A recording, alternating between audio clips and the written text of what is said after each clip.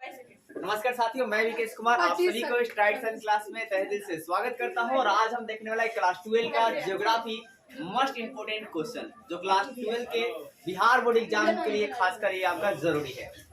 तो सबसे पहले बात करते हैं नौ निश्चयवाद विचारधारा। ये क्वेश्चन 2014 में और 2023 में आया हुआ था। तो सबसे पहले बात करते हैं नौ निश्चय विचारधारा क्या होती है। तो यह एक भौगोलिक विचारधारा है, मतलब भाई साहब इसे मानव और आपका है क्या प्राकृतिक भूगोल व शास्त्रियों ने क्या किया दिया है। तो सबसे पहली बात यह एक भौगोलिक विचारधारा है और इसे यह निश्चयवाद और संभववाद विचारधारा का बीच का भाग है। मतलब नौ निश्चयवाद किसे कहा जाएगा, तो निश्चयवाद और संभववाद के बीच के भाग को ही नौ निश्चयवाद विचारधारा कहा जाता है। और इसे के जो समर्थक है वो कौन है, तो ग्रिफिथ टेलर है। इसके समर्थक कौन है जी, ग्रिफिथ टेलर। ये ऑब्जेक्टिव पूछ लेता है कि नौ निश्चयवाद विचारधारा का समर्थक कौन थे, तो ग्रिफिथ टेलर। फिर इसे रुको और जाओ विचारधारा भी कहा जाता है, रुको और जाओ विचारधारा भी कहते हैं। फिर इसमें आपका है क्या, मानव अपना विकास प्रकृति को ख्याल रखकर करता है। मतलब इस विचारधारा के अनुसार मानव का अपना जो विकास करना चाहिए वो प्रकृति को देखते हुए करना चाहिए। मतलब ऐसे विकास कीजिए ताकि प्रकृति का नुकसान भी न हो। तो नौ निश्चयवाद विचारधारा के एकदम सिंपल इस बात है, यह एक भौगोलिक विचारधारा है जो कि निश्चयवाद और संभववाद के बीच का ये रास्ता है। फिर इसमें आपका है क्या, इसके जो समर्थक है ग्रिफिथ टेलर है। और आपका है क्या कि इसमें मतलब बताया कि जो आपको विकास किया जाएगा वो प्रकृति को देखते हुए किया जाना चाहिए। हमें विकास ऐसे करना चाहिए कि प्रकृति का नुकसान भी ज्यादा नहीं हो। हमें पेड़ों को उतना ही काटना है जितना जरूरत है, और सकता से ज्यादा एक दिन नहीं काटेंगे। उतना ही फल को हम लोग तोड़ेंगे जितना आप मतलब खा सके। ये नहीं कि मतलब अपने भी लिए और फिर 4 लोगों के लिए और तोड़कर ला दिए। तो फिर है क्या कि आप आगे देखते हैं निश्चयवाद या नियतिवाद विचारधारा। प्रारंभ में मानव आदि मानव था, मतलब स्टार्टिंग में आप जानते हैं कि मानव कैसा था, आदि मानव की तरह था। जंगलों में रहता था, जंगलों की पूजा पाठ करता था, जंगलों की प्रचंडता से डरता था, पेड़ों को नहीं काटता था। ऐसा मानता था कि पेड़ों में देवी देवताएं वास करती है और वो पेड़ों से प्यार करता था, ठीक है, उसकी पूजा भी करता था। तो यही बात कि आपका है क्या, और यहाँ पर उस समय टेक्नोलॉजी का जो विकास है ना नहीं हुआ, प्रौद्योगिकी का विकास बहुत निम्न था। तो देखिए प्रारंभ में मानव जो था आदि मानव की तरह था, ठीक है, उसने अपने आप को प्रकृति के अनुसार ढाल लिया था। जैसे प्रकृति चाहिए वैसा मानव भी ढल गया। फिर क्या, प्रौद्योगिकी का स्तर निम्न था, मतलब प्रौद्योगिकी मतलब टेक्नोलॉजी उतनी नहीं थी। मानव प्रकृति के प्रचंडता से डरता था, मतलब जो पेड़ है ना उसे काटने से वो डरता था। वो समझता था कि पेड़ों में क्या होता है, देवी देवताओं का वास होता है, इसलिए पेड़ों को नहीं काटते। फिर आपका है क्या कि संसाधन के लिए प्रकृति पर निर्भर रहता था, मतलब वो खाने के लिए, मतलब फलों के लिए भी आपका पेड़ पौधों पर निर्भर रहता था, ठीक है, लकड़ी के लिए भी क्या जी पेड़ पौधों पर निर्भर रहता था। इसके जो समर्थक हैं वो कौन है, रिटजेल, हम्बोल्ट और रिटर। फिर बात करते हैं संभववाद। तो यह जो है ना, अब मानव प्रकृति पर निर्भर जो है कम होने लगा था। अब मानव थोड़ा डेवलप हो गया, ठीक है, अब डेवलप हो गया भाई साहब। तो मनुष्य ने क्या किया, पृथ्वी का बहुत ज्यादा विकास किया और इस तरह विकास में शुरू हो गया कि मानव की जो प्रकृति है उस प्रकृति को नष्ट होती जा रही है, फिर भी अपने विकास की ओर ध्यान दे रहा है। तो ऐसे में संभववाद बताया, सब कुछ संभव कर दिया संभववाद। और इसके जो समर्थक थे वाइडल डी ला ब्लास, इसके समर्थक कौन थे जी, वाइडल डी ला ब्लास। तो देखिए अब इसीलिए है ना कि निश्चयवाद कहता है कि एकदम प्रकृति जैसा रहिए, और संभववाद कहता है कि नहीं प्रकृति के जैसा नहीं, हम प्रकृति को अपने अनुसार ढाल देंगे, ठीक है, मतलब पूरा टेक्नोलॉजी का इस्तेमाल कर देंगे। इसलिए मतलब इन दोनों मतलब निश्चयवाद में लेकर और संभववाद को लेकर इन दोनों के बीच का एक रास्ता निकाला गया ताकि प्रकृति भी सुरक्षित रहे और मानव भी आगे आपको बढ़ते चला जाए। तो इसलिए उसको कहा गया नौ निश्चयवाद विचार। तो चलिए आगे हम देखते हैं कि मानव भूगोल की परिभाषा। तो है क्या कि देखिए मानव भूगोल की परिभाषा क्या है, भूगोल की वह शाखा जिसमें प्रकृति और या मनुष्य के संबंधों का अध्ययन किया जाता है उसे मानव भूगोल कहा जाता है। अब है फिर से सुनिए, हमने बताया क्या कि मानव भूगोल की वह शाखा है जिसमें प्रकृति और मनुष्य के संबंधों के बीच का अध्ययन किया जाता है, उसे हम लोग मानव भूगोल कहते हैं। जैसे कि हमारे बीच और पेड़ों के बीच क्या है जी बहुत सारे संबंध है। जैसे हम क्या करते हैं CO2 को छोड़ते हैं और पेड़ पौधे से क्या कर लेते हैं, CO2 को ग्रहण कर लेते हैं, निस्वार्थ CO2 ग्रहण करते हैं और फिर O2 को क्या करते हैं, त्याग करते हैं। तो गहरा संबंध है और एक निस्वार्थ संबंध है, जिससे कोई उनसे आपको लालच नहीं है, बल्कि आपको लालच हो सकता है। मतलब इंसानी दिमाग को लालच हो सकती है, लेकिन पेड़ पौधों को लालच नहीं है, वो निस्वार्थ आपको हर चीज देते हैं, इसलिए पेड़ों को बचा कर रखना चाहिए। अब देखिए मानव भूगोल के क्षेत्र की बात करते हैं। तो मानव भूगोल का क्षेत्र है सामाजिक क्षेत्र, राजनीतिक क्षेत्र, नगरीय क्षेत्र, आवास क्षेत्र, जनसंख्या क्षेत्र और आर्थिक क्षेत्र। तो देखिए मानव भूगोल की वह शाखा जिसमें समाज के बारे में अध्ययन किया जाएगा उसे सामाजिक क्षेत्र कहा जाएगा। और फिर आपका है क्या, मानव भूगोल की वह शाखा जिसमें राजनीतिक बातें की जाएगी, मतलब राजनीतिक क्षेत्रों का अध्ययन किया जाएगा कि भाई साहब हमें इस तरह अगर हम आगे बढ़ेंगे तो आपका है कि आपकी संस्कृति ही खत्म हो जाए, क्योंकि अगर आपकी संस्कृति खत्म हो जाएगी तो मतलब एक दिन आपका अस्तित्व भी क्या हो जाएगा, खत्म हो जाएगा। दूसरा है क्या जी, सामाजिक, ठीक है। तो सामाजिक में भी मतलब हम लोग समाज में मतलब ना ज्यादातर भेदभाव वगैरह नहीं करना चाहिए कि कौन सा ऊपर कास्ट का है कौन सा निम्न कास्ट का है, सारे को एक नजर से आपको देखने का प्रयास जो है करने चाहिए। तीसरी बात है लिंग। लिंग मतलब इसमें आपको नर में और मादा में कोई भेदभाव नहीं देना चाहिए, जितना पुरुषों को महत्व देना चाहिए उतना स्त्रियों को भी महत्व देना चाहिए। ये आपकी लिंग मतलब आपका है क्या कि उचित बताती है। फिर क्या, संसाधन भूगोल।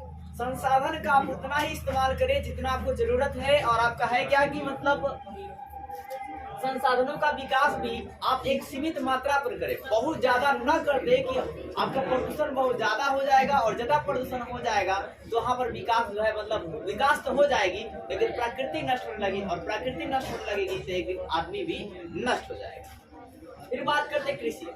सबसे जरूरी बात है कृषि को सबसे ज्यादा जो है ना मतलब आपका है कि अच्छे तरीके से और अच्छे ढंग से करना चाहिए, क्योंकि कृषि है तभी मानव है, कृषि नहीं तो मानव की कहानी खत्म हो जाएगी।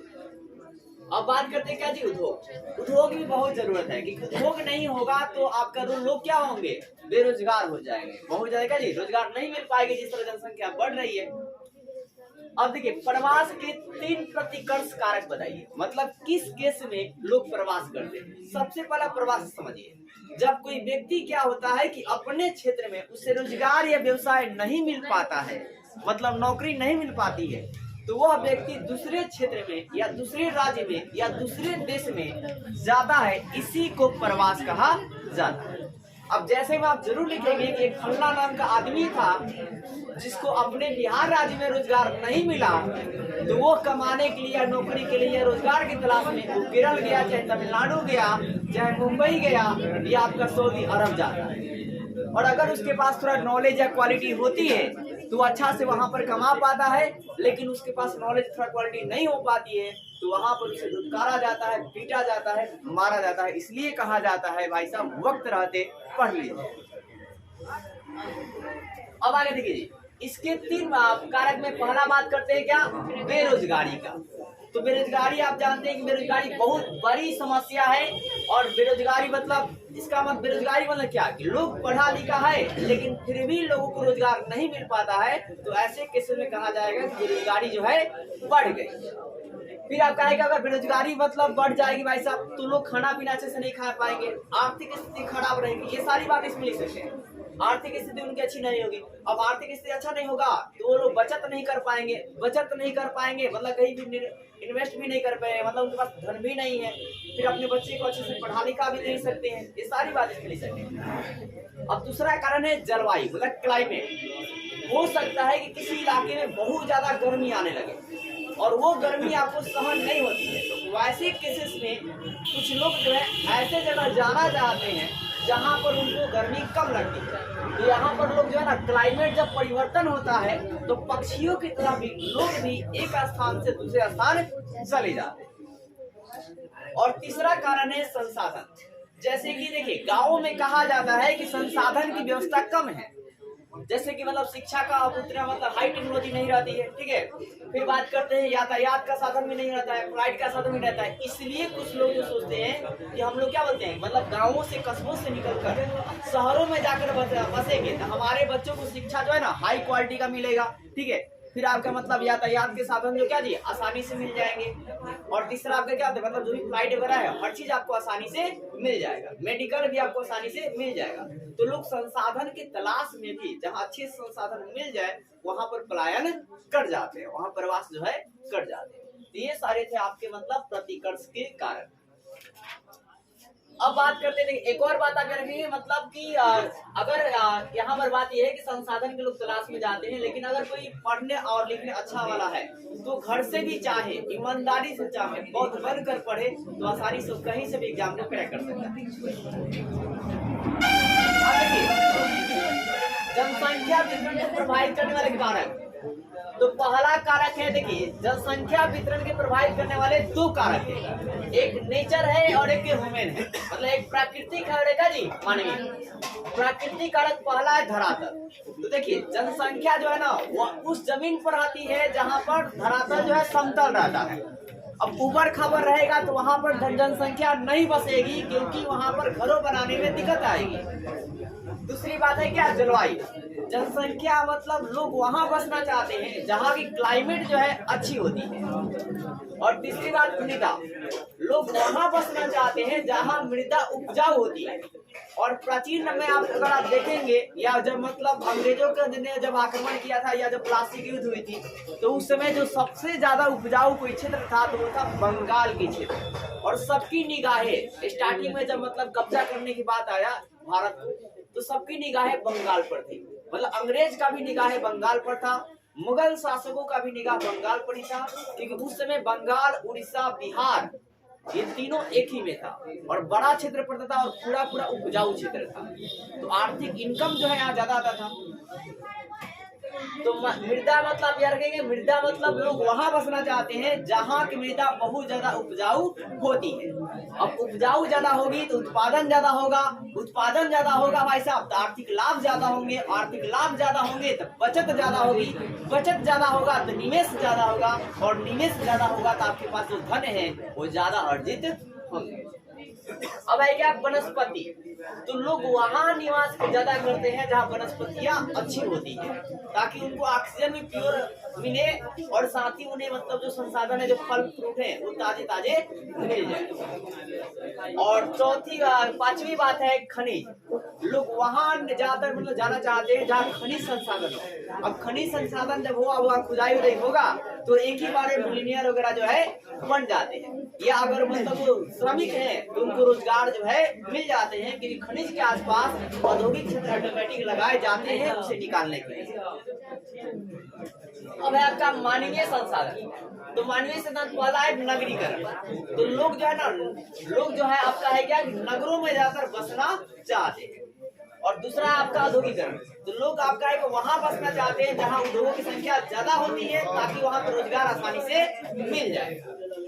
तीसरी बात है यातायात, लोग वहां आसानी मतलब रहना पसंद करते हैं जहां पर यातायात की साधना क्या जी आसानी से मिल जाए। और बीच अगर आपको मतलब क्या बोलते हैं रेगिस्तान में रहेगा तो वहाँ यातायात नहीं मिलेगा तो लोग रेगिस्तान में क्या रहेंगे, नहीं रहेंगे।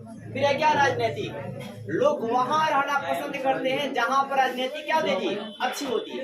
इसलिए भारत में मतलब है क्या कि मैक्सिमम क्राइम और भ्रष्ट राजनीति कारण मैक्सिमम IITian जो है विदेशों में चले जाते हैं क्योंकि उनको यहाँ पर इज्जत और रिस्पेक्ट नहीं उतनी मिल पाती है, और यही कारण है कि मतलब अपने दूसरे इलाकों में पलायन कर जाते हैं। इसलिए कहा जाता है कि अच्छे लोगों को रहते ही कद्र कर लीजिए, नहीं तो कब गायब होंगे पता तक नहीं चलेगा। और ऐसा नहीं को अपनी जिंदगी मतलब आप वहाँ पे रहेंगे तो कम कमाएंगे या मतलब यहाँ पर रह ज्यादा, बल्कि कई गुना वो ज्यादा कमाएंगे, इतना बात रखिए क्योंकि उनको हर एक फैसिलिटी मिलने वाली है। भारत में मतलब कई आपने टीचरों की सुना होगा कि अगर जो भारत में मतलब इसरो के मतलब क्या होते हैं जो साइंटिस्ट है या अन्य कोई भी जो मतलब साइंटिस्ट है, जिस तरह अगर आप IAS को मतलब आप दे रहे हैं मतलब कि हाँ मतलब 20 गाड़ियां उनके पीछे घूमेगी, ठीक है, तो उसी प्रकार एक IITian जो मतलब निकाल रहा है बड़ा मतलब कुछ खोल रहा है तो उसके पीछे भी कम से कम 10 पुलिस जो है सिक्योरिटी देना चाहिए, क्योंकि जितना एग्जाम वो यूपीसी का हाई क्वालिटी है उतना ये भी वो हाई क्वालिटी है और कई ज्यादा मेहनत तो यही करते हैं। और आपको मतलब जो बड़े पैमाने पर व्यवसाय निकाल कर देते हैं वो वही है जो आपकी मतलब देश आगे जल्दी बढ़ेगा। तो इसलिए उनको भी सुरक्षा देना सरकार को चाहिए। अब देखिए जी, यहाँ बात करते हैं जनसंख्या परिवर्तन के घटक कि जनसंख्या परिवर्तन कब कब होगा। तो जनसंख्या परिवर्तन के मुख्य रूप से 3 घटक है। एक जन्म दर, जनसंख्या परिवर्तन मतलब जनसंख्या में बदलाव आना जनसंख्या परिवर्तन कहलाता है। इसके 3 घटक है। पहला है जन्म दर।